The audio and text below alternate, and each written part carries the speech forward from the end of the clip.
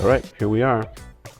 Another day, another dollar. We're gonna have some bad weather, we're gonna have some good weather, but the weather in here is always perfect. I am Bobby, this is my man GT, and we have another amazing guest here today. And we wanna ask our amazing guest our first question. I don't think I prepped you on this. But Oh, our first question this is is what does more than lyrics mean to you? What does more than lyrics mean to me? Yes. I spent a lot of my career playing other people's music on the radio. Right. Hit and play on a CD player, or eventually just all becomes part of a online computer program. And there's a feel to music past what the lyrics are. But then you take some of the lyrics and just when you incorporate that into it, it can instill an emotion. I know it doesn't me. You know, I went to a concert a couple of years ago at the Iowa State Fair, and they led with my favorite song that they did, and I had tears in my eyes. Wow. You know, so and that was more than just what the lyrics of the song was. So That's good. Yes. That question was actually given to us from, it was our first guest, wasn't it? Yes. Yeah, he was like, you should ask this. And we rolled with it ever since. Yeah, and we've never gotten the same answer. Never. And I knew we weren't gonna get it. I mean, with his profession and what he does. Right. Yeah. And he opened up perfect. It's like he plays music. He's listened to millions of songs. Yeah. Who better to ask? Who better to ask? So, Todd, if you would introduce yourself. What do you do? What? Todd Studer. I am co-owner of a company called Local Stream Media. We're based out of Council Bluffs, and we do podcast production, and we also host some community shows. I host 2 daily shows myself, and we've just recently launched a sports show Nice. called Bluff Sports Weekly. So obviously it's a weekly show. Right. And we just kind of highlight everything that's going on, do coaches interviews, pick a player of the week, and it's one show into that already, and we're off and running, and it's just launched great. So we're excited to get that one onto the platform too. I was gonna ask because that's been a big part of your career in radio, right? Is doing the sports. That's how I got started. Okay. Well, actually, how I got started was doing a weekend shift, Saturday night and Sunday morning. So the radio station where I was working for actually signed off at 10 o'clock every night. This is back, you know, I go back to the age where the national anthem was played. You know, I remember that. when you signed on, whether it be a TV Yeah. station and you'd play it at night signing off, and then you'd play it again signing on the next morning. Yeah. Okay. And so I would go in, Saturday nights was 5 to 10, and then I'd be back up going 6 to noon the next day. Wow. Was that something that you were, when you were going into this, you was like, this is going to be, I want an opportunity to do this, or were you in the right place at the right time and somebody was like, hey, could you? Radio was always kind of simmering in the background, but I knew nothing about it. And I was a real late bloomer. I didn't even make it into college at all till I was 25. Thought I wanted to be a newspaper guy. And I was in journalism class, and the journalism instructor did afternoons on that same radio station. And he came in and said, we're looking for somebody part-time, you know, announcer on the weekends. And that's what, said, okay, I'll give it a shot. Went in, the station manager had me read for the job, gave me some news copy, and just said, read it cold. And that's about the highest level of nervousness as I've ever gotten. But kept my voice from shaking too bad. And afterwards, he just kind of nodded. And he said, all right, and started training. And is once I keyed the mic the first time and did a newscast and got into a song, that was hooked. That was it. Yeah. You know, that was it for me. Yeah. What is it that radio did for you that you just love about it? Well, believe it or not, I was kind of a shy guy back in school. There was a time, a senior in high school, and we had to actually had to recite a poem that we had written in language arts class. We have to stand in front of the class. So I get up there and I get that done. And as I'm walking back, I still can hear Cheryl McClure. She's down in Georgia, so I'm sure she's not watching. But she leans over to her friend and whispers, "It sounded like he was crying." The voice was taken so bad.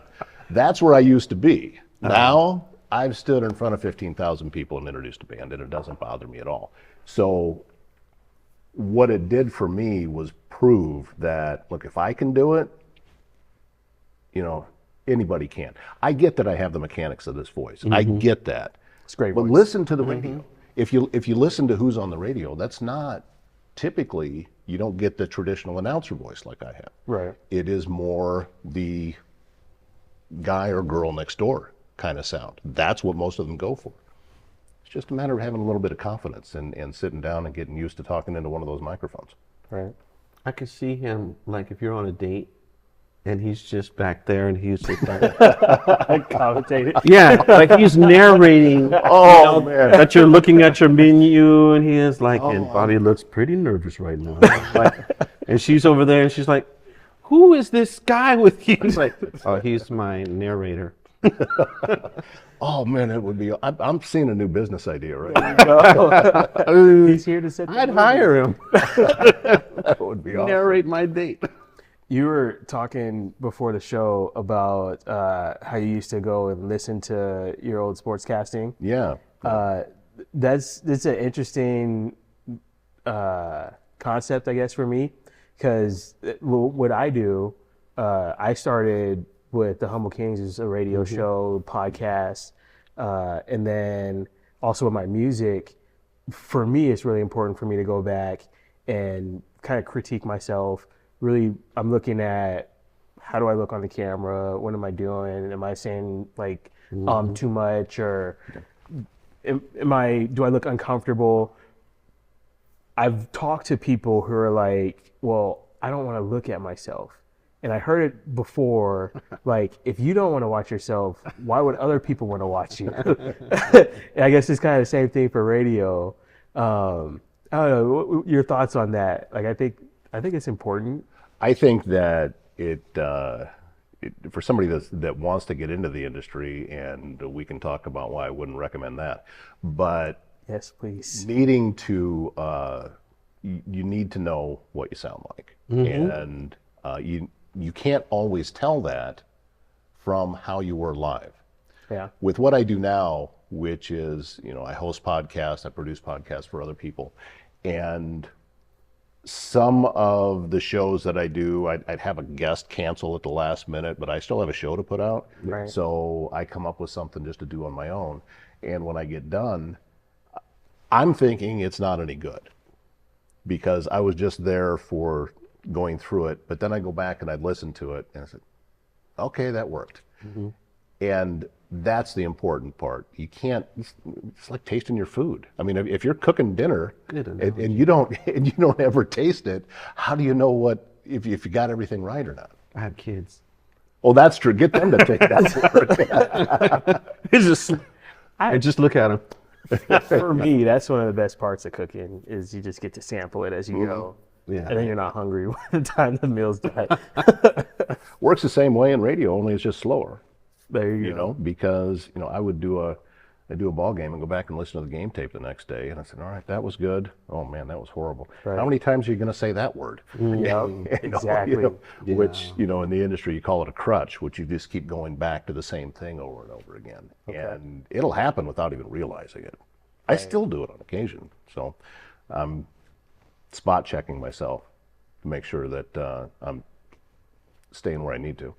With all of your accomplishments, and we'll definitely need you to I'd like for you to list, some of the things that you were talking about earlier. But he'd be on the Alexa app. We should. Oh, that'd be great. Right? Yeah. Right. That'd be a great Alexa voice. Because you got different voices that you can select. Right. And I've listened to them all, and your voice is very comfortable. It's Thank you. Yeah. You never hear his voice on the Alexa app. No, No, not even close. no. Do you have a contact for me over there? I wish I did. I've been trying to program mine to be like a Beyonce. I get from people, boy, you should record audiobooks. Yes. Yeah, definitely. Yes. I've done over 200 and I'll never do another. He didn't like it. Oh, it's horrible work.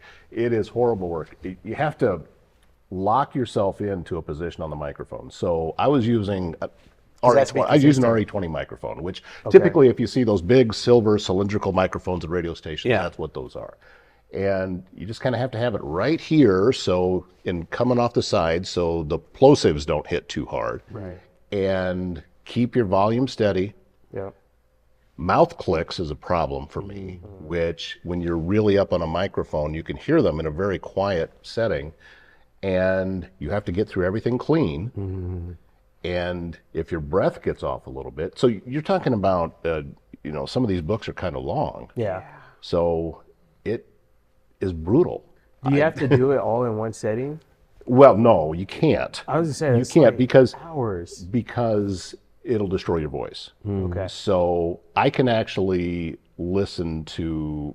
I went back and an older book, Think and Grow Rich, Napoleon Hill wrote, and I listened to the audiobook version of that. Yeah. And he gets to the end of the chapter, and then the next chapter starts, and I said, "Yep, next day," You could tell. because his voice was different. Yeah. Okay. A little bit raspy because he went too long the day before.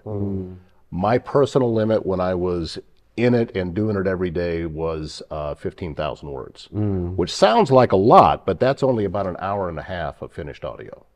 That's a lot of time. That's still to a just lot be of time talking. to. But that was it. I couldn't go past that. Otherwise, the next day, I can't record. And do you take the material home? Well, did you take it and read it first so that once you came and you got on the microphone, it was more fluent? That would have been the professional way of doing it. So that's noted. I didn't do any fiction. I'm not a voice actor. I can't create characters with that, you know, because if you listen to a fiction book and they have characters in it, they kind of have to stay in character depending on which one they're doing. That's not me. Oh, okay.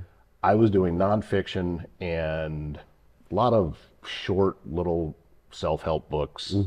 Might be How to Make Money Selling Crypto. These kind of manuscripts. That's cool though, that you had that opportunity. So I would, I just read them cold, and I don't know that anybody ever knew.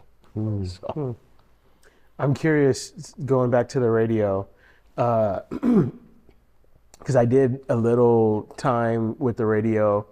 Mine and Soul's the public access radio station. I don't think they're around anymore, but I did some engineering for them on their Sunday mornings, and I enjoyed the environment, but I didn't enjoy like doing it. If that makes any sense. Right. But you say you wouldn't recommend people getting into radio today. Can you share on that?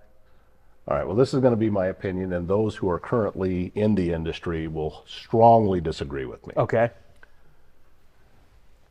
Radio, as it is being delivered right now, is obsolete. The technology is obsolete. We have a better way of doing it, and that is internet delivered, because it can go everywhere. Stick outside of town, broadcasting at however many thousand watts, and limited reach, there's no need for it anymore. The stream of consciousness type of programming, mean one song into the next, you have a guest on, but you weren't listening at 8:17 in the morning, so you missed it. It's gone. Right. We live in an on-demand society now. Yep. And TV has proven that, that it is, all of the most popular shows are on streaming apps. They're not on network television.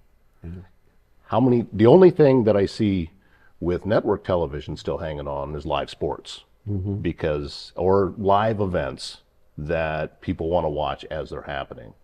But the traditional programming, even all the networks, you can watch all their stuff on Hulu or Paramount or Peacock or any of those the next day.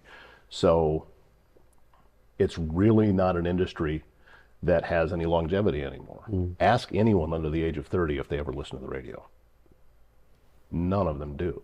Now, for guys my age, I have never taken a subscription to a newspaper in my entire life. I never have. And this was going on back in the 90s when I was, in my 20s. newspapers, the circulation was starting to decline, but they never really paid attention as to why. It was because my generation wasn't taking it. And they thought they'd be fine. Well, I'm never going to take it. And today's youth will never listen to the radio because it's not their history. It's not their nostalgia. When they get to be in their 50s like I am, they're going to want the way things used to be when they were young. And it's not that industry. Not at all. It's done. That's a really good point. I would say, for me personally, like I don't listen to the radio for that reason. I can find the exact song I want to listen to, just stream it. The same thing with TV or with movies. Like HBO, Star, like all the, channels, they play them. But I'd rather just watch what I want to watch, listen to what I want to listen to when I want to, and have that control over that. But then also with the internet, like you said, you have reach outside of whatever your broadcast area is, which is something I appreciate for my music or this podcast or different things like that. But also the replay value, like you're able to go back and play it again, which you don't get with live radio. Now, the flip side to that for delivering things which is on demand, here's what I've discovered by doing what I'm doing now and producing local content for Council Bluffs, Southwest Iowa, depending on which of the shows it is. That algorithm works to keep those views local. We know that of the 60,000 views over the 2 shows that I may do over a 28-day period, 90% of those views are coming from inside of the market from which they're intended, because the algorithm keeps them there. Okay. People in Idaho or Oregon or Maine or New Jersey don't have any idea who I am or what it is that I'm doing because that algorithm has never shown these shows to them. Do you think it's because of the content? Because the content you create is kind of geographical, right? The content is designed for the small market. So we are talking about local businesses. We're talking about local nonprofits and service organizations and different events that happen inside of these small areas. So there's really not an interest outside of that. Occasionally I think you'll get the outlier, but when I get new subscribers that come in on the channel, if their settings are there to where I can see who they are, they're all local. Farthest one is maybe an hour and a half away, and that person had a connection into the person that I was interviewing. Are you doing like the local sports, like high schools type of things? Well, with the sports show, we cover results. We'll talk about what happened over the past week. We'll talk about what's coming up. We'll bring a coach on to talk about those kind of things. As we are recording this, the Iowa High School Girls State Basketball Tournament is going on, and Council Bluffs St. Albert, they won state last year, and they're back to defend again this year. Nice. That is nice. Yeah, we'll see. Council Bluffs Abraham Lincoln, the boys are playing in what's called a sub-state, and we'll see if they make it. It's going to be a tough game for them, but they're good enough to go. I mean, they're just as good as Waukee, who they're playing. So that's going to be kind of a fun game to find out the results from. But yeah, I love high school athletics. I always have, and I still do. These are guys and girls out there. Nobody's got a shoe deal. Exactly. They're just and to me, Yeah. the most purest form of basketball that Dr. Naismith, as he intended it, would be a well-played high school girls basketball game. You watch that, and you watch the crisp passes and how they work as a team to get an open shot. That's what he intended. That peach basket was put at 10 feet so nobody could touch it. And now, I don't think he knew everybody was going to get tall. But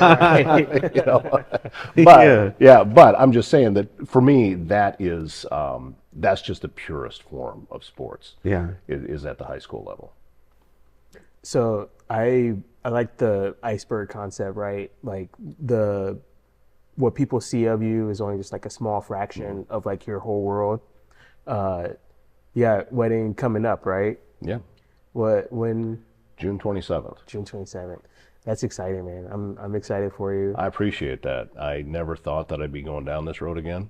And then, when you meet somebody that gives you no other options, and I'm not saying it was her decision. I'm saying that I just had to happen. there's no other There's no other thing to do here. Yeah, you got to put a ring on it and lock it down. Oh, it's Can't let that one go. she has taken supportive to a whole new level, and is consistently there, just consistent. And yeah, I'd move heaven and earth for that woman. You already got your spot locked down? Yeah, Where yeah. you're going to do it? Yeah. Is it here in Omaha? It's or in Omaha. Yeah, Okay. yeah. Going to do it outside in the park, Cool.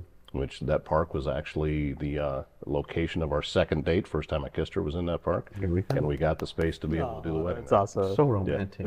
Right? Yeah. That's huge. Yeah, it's pretty cool. Yeah. I hope to walk down that road again someday, and hopefully I find that right woman. She was at the NAMI gala, right? Yes, Is yes, that she where I was. met her there? Yeah. Okay. Is she involved in NAMI too? She is just comes along with me, supports everything that I do. I sit on the board for NAMI Southwest Iowa, the Okay. National Alliance of Mental Illness. So last season we had Brittany. Brittany's the marketing for NAMI. She was one of our guests, and as he said, Todd's on the board with NAMI, Okay. which is I'm just gonna say it. I put my name in the hat, so we'll see if it makes sense for me We to. got a couple openings coming up, and awesome. yeah, I'm crossing my fingers for you. I get one vote, appreciate it. so Cool. That's one. I think. I don't know who else is on the board, but I think I have some friends on the board, and NAMI's. We've done some stuff. You've done some stuff with them. The thing that we did Yeah. at the riverfront. Yes. Yeah, that was. you were over NAMI. there for that. He was a DJ. Yeah. Well, that is just perfect, man. I Yeah. was emceeing that day. Okay, that's why Yeah. you look familiar. Yeah. And you know what? That's Now that funny. you're saying that, You remember the voice? I do. And I was telling my son who was over there. I said, "Man, this guy's got the voice for this, man. yeah. Where'd they get this guy?" You said something to me Yeah, I about was it like, there. This guy, gosh, man, this is professional. Right. Yeah. Can you talk about like NAMI, what that means to you? What NAMI means to me, this is an organization that the first time I spoke at a NAMI event was 2009. And they have known for a long time that anything you need from me, the answer is yes, and then we'll go figure out how to do it. Right. Thanks. I believe that everything that we do centers around mental health, and that who we are as people has to do with our mental health and how strong we are, or sometimes not strong. And we need to be there to be able to help each other. NAMI is big on peer support groups. That means it's not clinical. You're not getting a lecture from a professional. You're hearing from someone else in a real world example that's walked that same path that you have. It's huge. And sometimes we can't see the sun. But just because it's cloudy doesn't mean the sun's not there. You just got to find somebody that's got a better view. Yeah. And if you have somebody that you can walk that path with, that you trust, that, okay, I may not be in a great place right now, but I trust this person that's telling me that it's going to be all right because they walked that path ahead of me. That's desperately important that we do that for each other. 100%. I think so. That makes a big difference, that it's people who actually live the life. It's not just some doctor who went Yeah. through classes that are speaking on these matters. It's people who have real life experience. And then you add in the professional experience. Exactly. That makes a big difference. It works together. And that's, NAMI just received a grant, NAMI Southwest Iowa just received a grant to be able to help with some of the drug addiction, and they're actually going into jails and prisons to talk and to give counseling to inmates there, to give them a leg up when the time comes that they can get out of there and get back to their lives. And these are important things to be able to do these things. Yes, 100%. That's huge. I'm just wondering, like, when it comes to mental illness, addictions, and drug abuse, like, what does it look like to prevent them from even getting into that situation? And that's probably bigger than we can tough. settle If in we this room. could settle that right here. That's tough. Yeah. Right? And how to prevent it to begin with. I think it starts Young at people. home, right? Young Yeah. people. Yeah, because young people get into things from people they trust. Yeah. And sometimes that person is the family member, you know, and then we live in in a society where we make everything look fun, and interesting. And I think a lot of the stuff that is geared to ensnare them just so somebody else can make a buck. So as long as we're in that situation, we're always going to need organizations, because the reality is we can't stop them. You know, the messaging is there, but you know, it's like we've got kids, and like I said, the kid I have, when he was at home before he went to school, was one child. Once he came from school saying things that he heard Yeah. that he thought was much more interesting than what I was saying, now I'm dealing, you know, now I'm in a whole different situation. I'm dealing with a whole different person. Like that guy is gone, Right. you know. So I can't prevent that. I just have to have a plan and something in place to deal with it while it happens. A situational band-aid, you know. So I'm pretty sure this is the same way. Yeah. Well, and that I can sit here and tell you you're a good dad, just from that comment. You know, knowing that, all right, you got to meet this young person where they're at. Yeah. And you can try to keep them from making mistakes, and you can try to teach them the lessons that you've learned going through life, but you can't live their life for them. Right. And you can't be with them 24 hours a day. Yeah.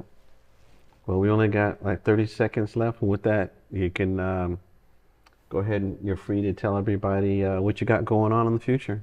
Well, we're, as I said, got 2 daily shows that we're doing. We've added a 3rd one that we have a new host for Mills County, Iowa, and she's doing that. We've launched the sports show. We've launched a show for veterans called Still Serving Iowa Veterans. Yeah. And things just keep plugging along over there. So localstreammedia.com is where it's at. That's awesome. Awesome. Todd. Well, we thank you guys for tuning in. Yes. I told you it was going to be awesome. I told you. But just keep coming. All right. Peace. Peace.